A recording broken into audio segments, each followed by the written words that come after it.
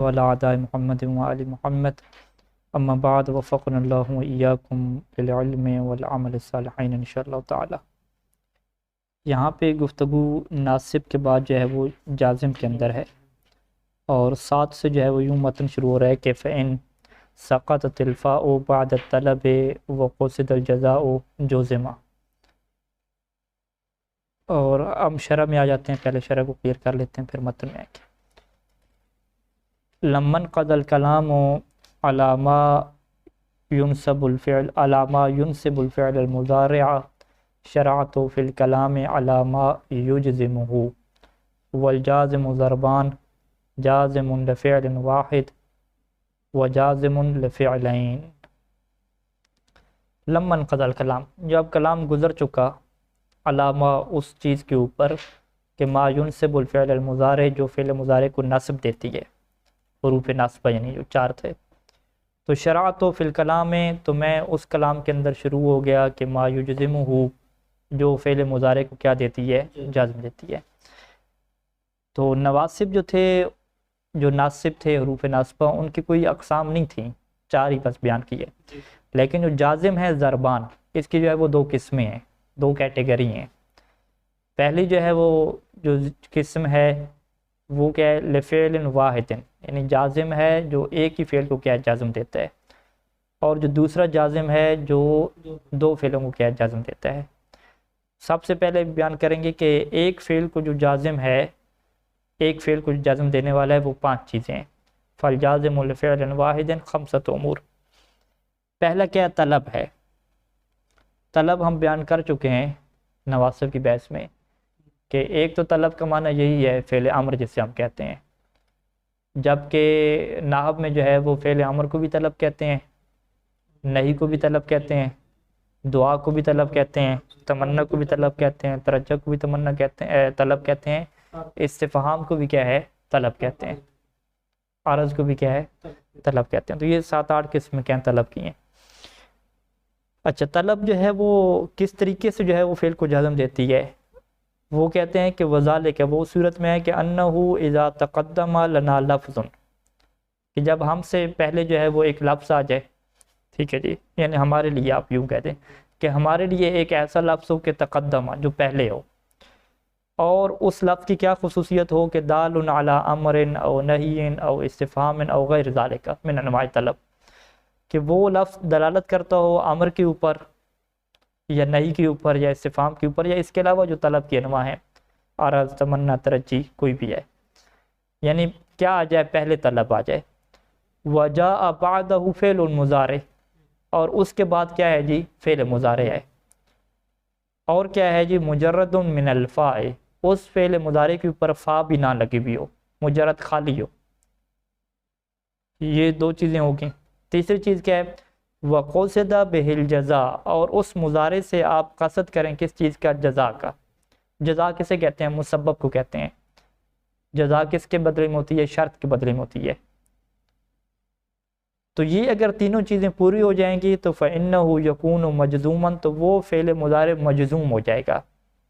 جازم کیا چیز ہوگی، کہتے ہیں بذالک طلب، یہ جو خود طلب ہے یہ کیا بن جائے گی، جو اس کے لیے جازم بن جائے گی۔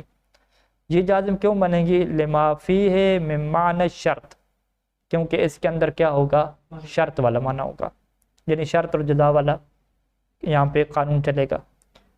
وَنَعْنِ بِقَصْدِ الْجَزَاءِ، اور جزا کے قصد سے ہماری کیا مراد ہے، کہ آپ جی اس کو جزا کے طور پہ لیں، کہ أَنَّكَ تُقَدِّرَهُ مُسَبَّبًا عَنْ ذَلِكَ الْمُتَقَدِّمِ، کہ آپ اس چیز کو مقدر رکھیں، فرض کریں، کیا فرض کریں، کہ یہ مسبب ہے عن ذالک المتقدم، اس پہلے والی چیز سے، یعنی اس مضارع سے جو پہلے آیا ہے فعل یا ایسا لفظ جو طلب کے اوپر دلالت کر رہا ہے، وہ سبب بن رہا ہے، وہ علت بن رہا ہے، اور اس کا نتیجہ اور جو مسبب ہے وہ یہ فعل مضارع ہے۔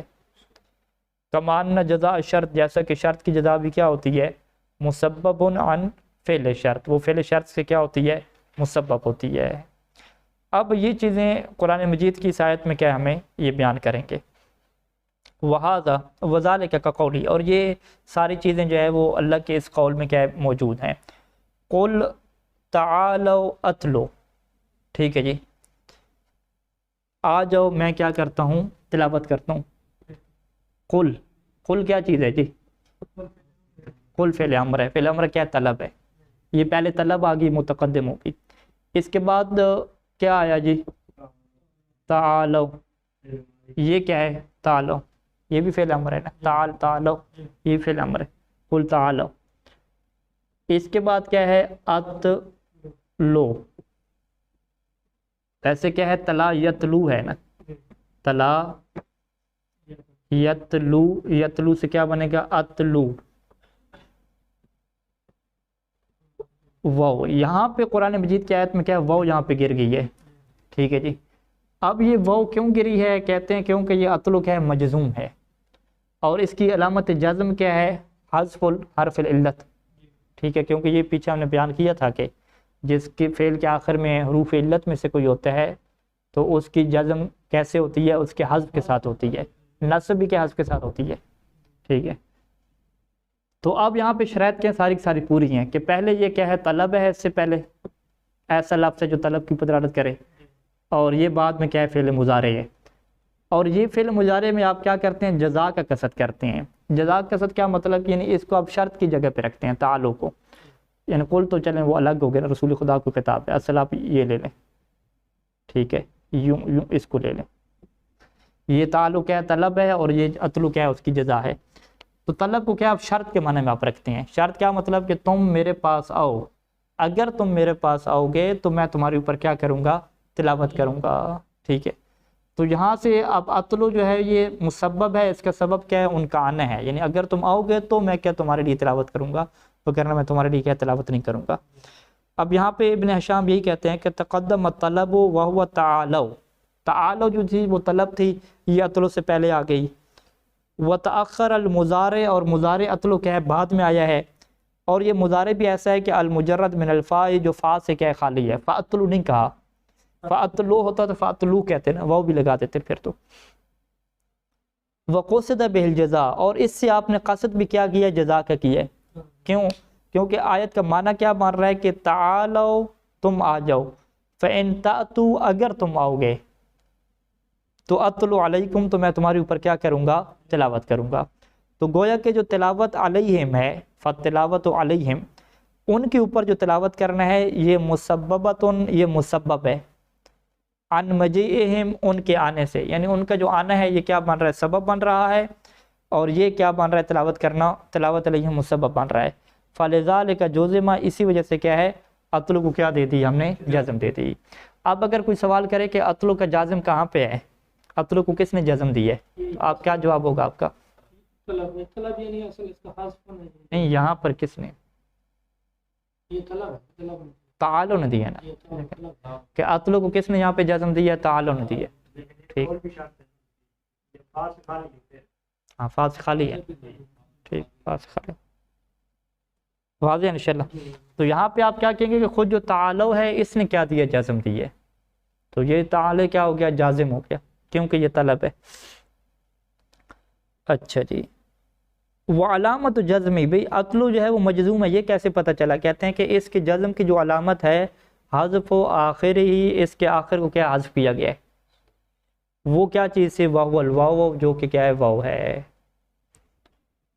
وقول الشاعر، اور شاعر کا قول ہے، قفا نب کے من ذکر حبیب و منزل بسقط اللواء بین الدخول فحومل. قفا کیا ہے؟ قفا نب کے.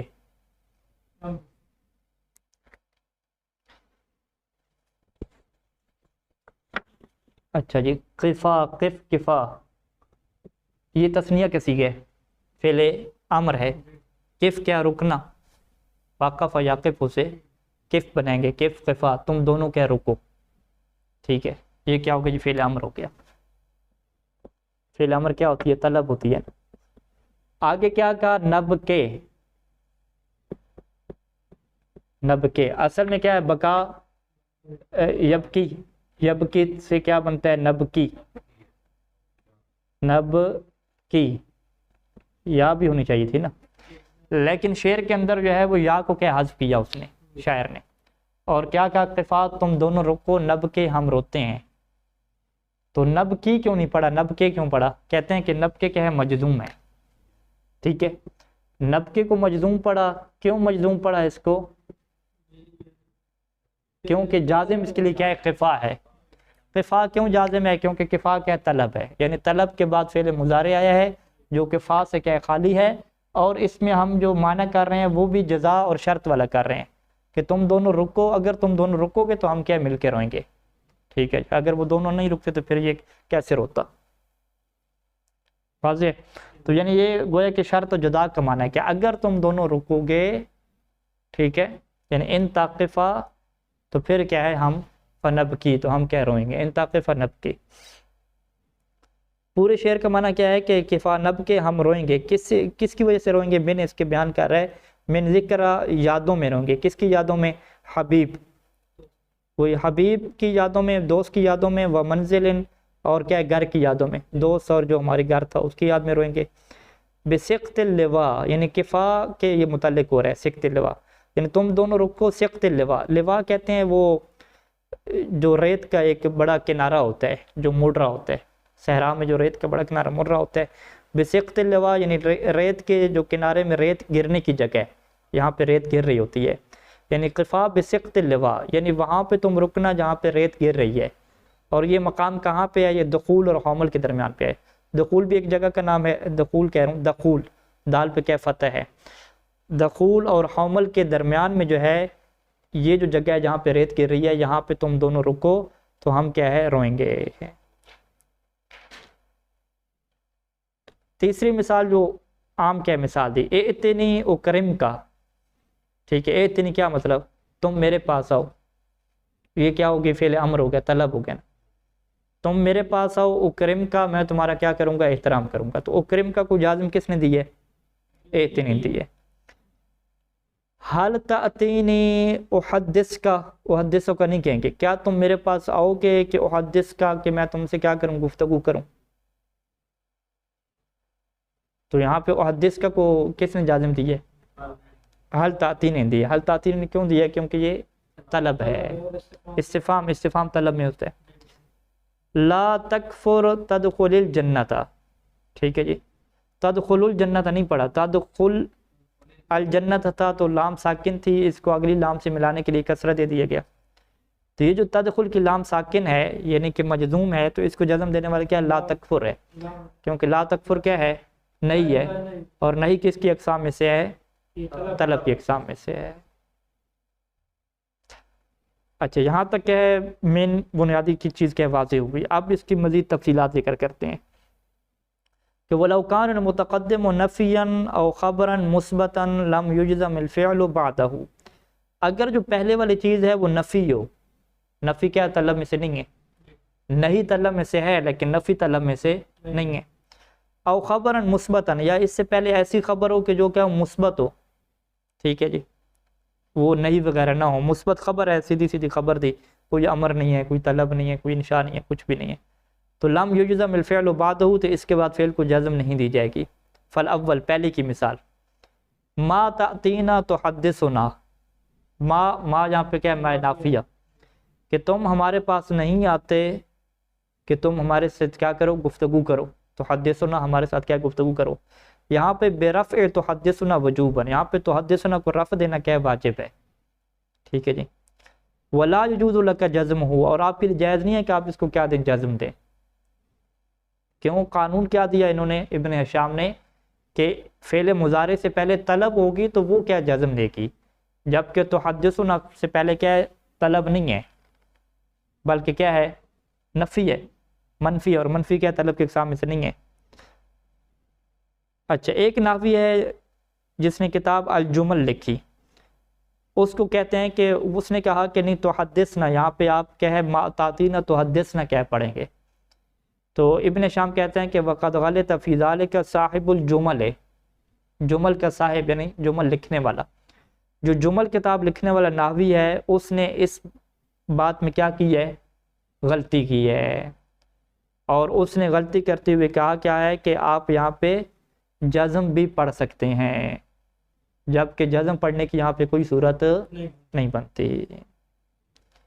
وہ ثانی سے کیا مراد ہے؟ کہ متقدم کیا ہو، خبر مثبت ہو. انت تعطینا، انت مبتدا، تعطینا اس کا فعل پورا فعلیہ کیا ہو جائے گا، جملہ فعلیہ خبر ہو جائے گا، مبتدا خبر، جملہ خبریہ. انت تعطینا، تم ہمارے پاس آتے ہو، تحدثنا، اور ہمارے ساتھ کیا گفتگو کرتے ہو. برفع تحدثنا وجوبا، یہاں پہ تحدثنا کو رفع دیں گے، یہ واجب ہے. تمام ناویوں کا کیا ہے، اس میں اتفاق ہے، کیونکہ انت تعطینا یہ طلب کی اقسام میں سے نہیں ہے.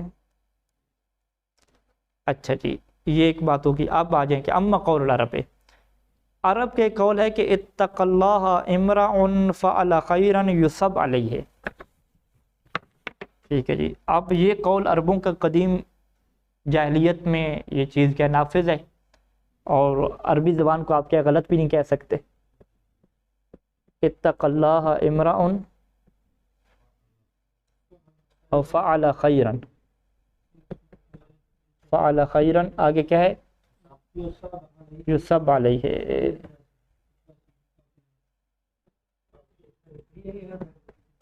اس کے اندر مشکل کیا ہے جی، مشکل یہ ہے کہ یصب علیہ، ٹھیک ہے، یصب علیہ میں با کو کیا رکھے، انہوں نے جزم لگا دی نا. تو جزم جی کیوں لگا دیا آپ نے، یصب کا جازم کدھر ہے. قانون کیا ہے کہ اگر فعل مضارع سے پہلے طلب ہو، جبکہ اس سے پہلے ہم دیکھتے ہیں فعل خیرن ہے، فعل خیرن تو طلب بھی نہیں ہے، اور فعل خیرن کیا، اس نے خیر انجام دی. اس کے واو عاطفہ سے پہلے دیکھیں تو اتق اللہ امر، یہ بھی کیا ہے، طلب نہیں ہے. ٹھیک ہے جی، یہ دونوں کیا طلب نہیں ہے. طلب نہ ہونے کے باوجود جو اہل عرب ہیں یصب علیہ کو مجزوم کیوں پڑھتے ہیں.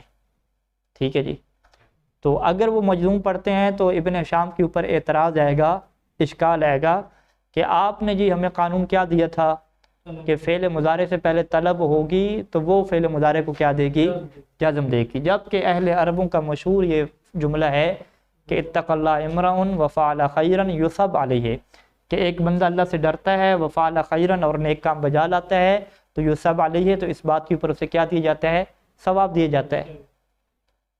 تو آپ پھر یہاں پہ کیا کہیں گے، طلب بھی نہیں ہے. اب یہاں پہ مصنف کہیں گے کہ ہم تعویل کریں گے، ہم کہیں گے کہ یہ جو کہا جا رہا ہے نا کہ بندہ خدا سے ڈرتا ہے اور نیک کام کرتا ہے تو اسے ثواب دیا جاتا ہے، یہ حقیقت میں یہاں پہ جو ہے وہ امر والی کیا بات ہے، حکم دیا جا رہا ہے. ٹھیک ہے، یا یہ کیا ہے، اس میں شرط کا معنی موجود ہے. کوئی اس طرح کی تعویل کریں گے، طلب بنائیں گے اسے کسی طریقے سے، پھر یہی کیا بات ٹھیک ہوگی. اور دیکھیں گے مصنف اسے طلب بنائیں گے. ہاں نہیں وہ کہتے ہیں یہ امر کے معنی میں، یعنی یہ جو بات کی جا رہی ہے نا کہ اگر کوئی بندہ اللہ سے جو ڈرتا ہے اور نیک کام کرتا ہے اسے ثواب دیا جاتا ہے، تو وہ کہتے ہیں یہاں پہ معنی طلب کا پایا جاتا ہے. طلب کا کیسے پایا جاتا ہے، یعنی وہ یوں کہنا چاہتا ہے کہ بندے کو اللہ سے ڈرنا چاہیے اور نیک کام کرنا چاہیے، یوں کہنا چاہ رہے ہیں. اما قول العرب اتق اللہ امرأ فعل خیر وفعل خیرا یا یصب علیہ بالجزم، اس کو کیا ہے، جزم کے ساتھ پڑھتے ہیں. فوجہ، اس کی وجہ کیا ہے کہ ان اتق اللہ وفعل، یہ جو اللہ سے ڈرنا ہے، وفعل اور فعل خیرا والی جو دو جملے ہیں، وَإِن كَانَ فِعْلَيْنِ مَاضِيَيْنِ ظَاهِرُهُمَا الْخَبَرُ، اگرچہ یہ دونوں کیا ہیں فعل ماضی ہیں اور ان کا ظاہر دیکھا جائے تو یہ کیا ہے، خبر، جملہ خبری ہے. اتق اللہ امرأ یعنی اتقا فعل، اللہ مفعول، امرأ کیا ہو گیا، فاعل ہو گیا، فعل مفعول فاعل جملہ فعلیہ ہو گیا. فعل خیرن بھی ایسے ہے، فعل فعل، اس کے اندر ضمیر فاعل ہوگی اور خیرن کیا ہو گیا، مفعول ہو گیا، یہ بھی جملہ فعلیہ ہو گیا، جملہ فعلیہ خبریہ ہو گیا. تو ظاہری طور پہ دیکھیں تو خبر ہے، الا ان المراد بہما، لیکن اس سے جو مراد ہے وہ کیا طلب ہے. والمعنی، اور اس کا معنی یہ ہے کہ لیتق اللہ امرأ ولیفعل خیرا، کہ ایک بندے لیتق اللہ امرأ، کہ اللہ سے ایک بندے کو ڈرنا چاہیے اور نیک کام کیا کرنا چاہیے. یہ لام امر لگا کے اسے کیا بنا دیا جی، فعل امر غائب کا کیا بنا دیا. ٹھیک ہو گیا جی. اچھا یہاں پہ کیا ہے، ایک تعویل ہوگی. اب قرآن کی ایک اور آیت ہے، وہاں پر بھی کیا مسئلہ گڑبڑ ہے.